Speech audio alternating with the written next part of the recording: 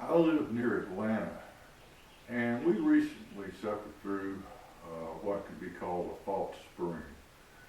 We had azaleas blooming in February and full bloom beginning of March.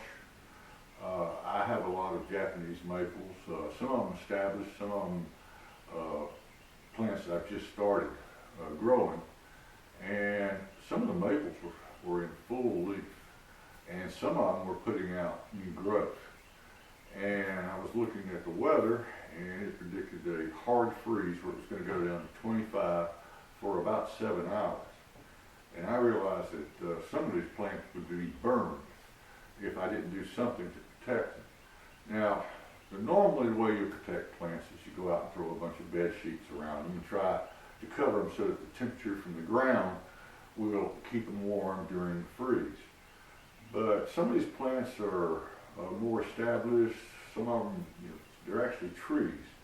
So it can be difficult to protect. And another thing I've never really known is how much does ground temperature protect against. So I realized I had to do something. I had two plants in particular that were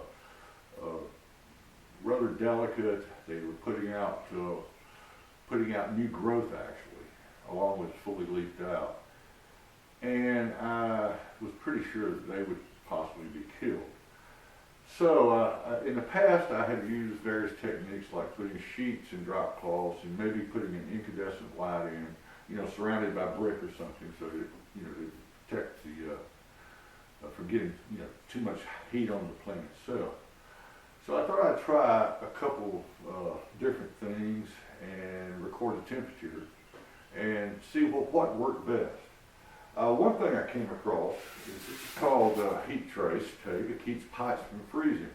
Now this only works if the thermostat has a feedback from the metal tube that it's attached to. It did mention you could use plastic if you covered it in foil, and you have to put the water in plastic so it can do the conduction. But I thought, well, this here, it's rated at this is about 84 watts that this would put out. So I thought, well, this would be a good thing to try. And another thing a little more conventional was I happen to have a lot of wire. It doesn't have to be made like this as long as it's a circle, corral, as I would say. And would be traditional 7-watt bulbs. It's like a Christmas light strand, but not as many bulbs. And make sure that they are rated at 7 watts. So we've got 7 bulbs, which would be about like a 50-watt light bulb, but it would be a little more gentle and evenly spaced. And then for protection, depending on how cold it gets, you could just put a drop cloth or sheets over this. Just use a porous material. But one thing that's very insulated is cardboard. So I just simply have a cardboard tube I can take on and off, because you don't leave it on during the day. If the temperature warms up, you want to let the plants have a little sun. And just a top that fits loosely over. Pretty simple solution, and I ran 3 days of tests and got the temperatures on the various techniques. So I guess the first thing to do is I'll go out and show you what damage occurred and then tell you what I did.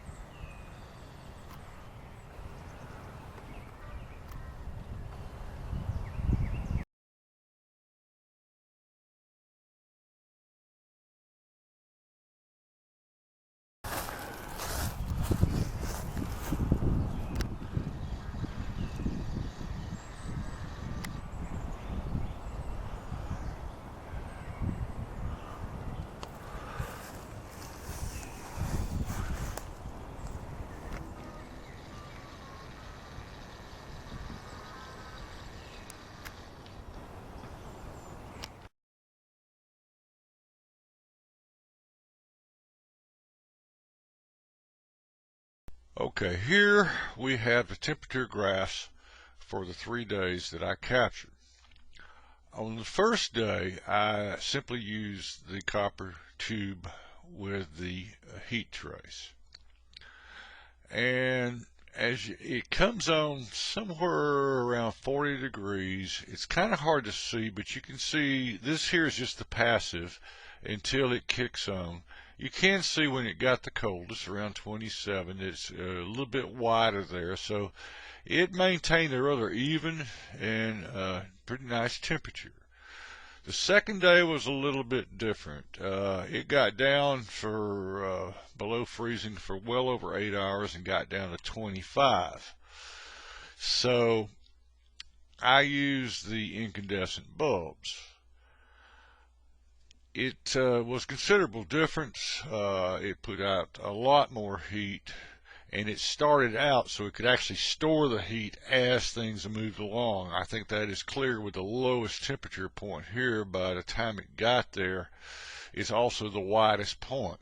Still a real nice even graph. So if you adjust your wattage to the appropriate temperature and conditions, I think you would be safe with that, as long as you don't have the lights too close to the plant itself, or certainly don't point it on the foliage, anything like that, but have it in a safe area and protected. That seems to be the most active technique you could use.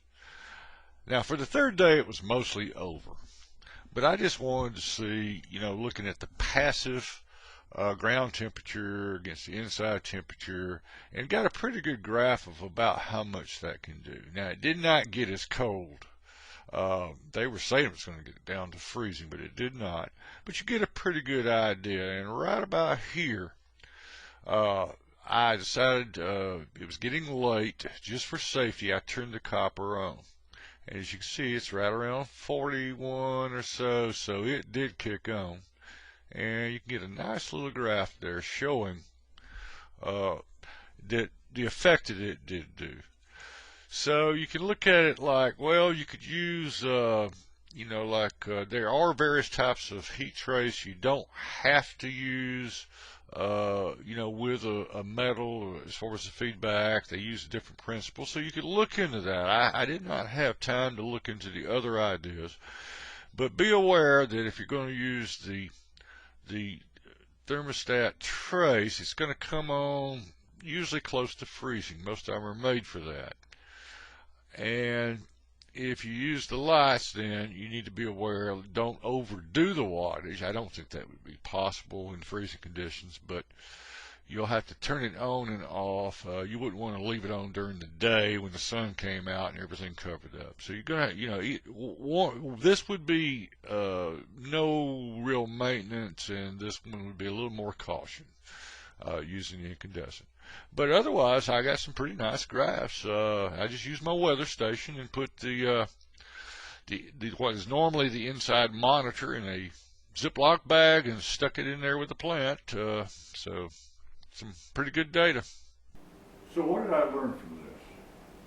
Well, the most important thing is I learned that a total passive system, like just simply putting bed sheets over a plant, may not protect you from a freeze.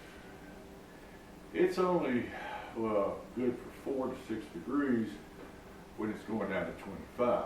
If it was going into the 20s, you'd probably lose some plants. The other thing is I got a pretty good idea of what 50 to 60 watts could do. It keeps it very warm and in a safe level. Of course, now I use cardboard also I learned that cardboard is a good insulator, better than sheets. I use both. I threw some sheets over it after I put the cardboard on. To give you a rough idea, on this wire, you don't have to make a cage. This is just something I had. We're looking at 50 watts, and this cage is about 1 3/4 feet diameter, and it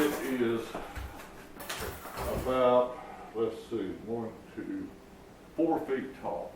So that'll give you a good rule on wattage. So if you have something double that, double the wattage. And you should be pretty safe.